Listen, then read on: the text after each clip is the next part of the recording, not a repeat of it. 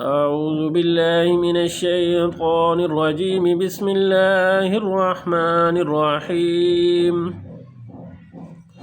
أولما أصابتكم مصيبة قد أصبتم مثليها قلتم أن هذا قل هو من عند أنفسكم إن الله على كل شيء قدير. وما أصابكم يوم التقى الجمعان فبإذن الله وليعلم المؤمنين وليعلم الذين نافقوا. وقيل لهم تعالوا قاتلوا في سبيل الله أو ادفعوا قالوا لو نعلم قتالا لاتبعناكم هم للكفر يومئذ أقرب منهم للإيمان يقولون بأفواههم ما ليس في قلوبهم والله أعلم بما كانوا يكتمون.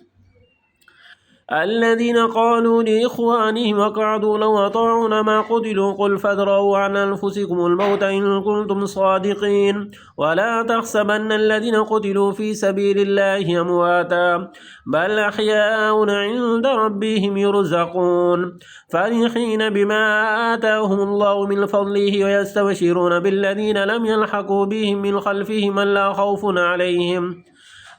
خوف عليهم ولا هم يحزنون يستبشرون بنعمة من الله وفضل وأن الله لا يضيع أجر المؤمنين. صدق الله العظيم.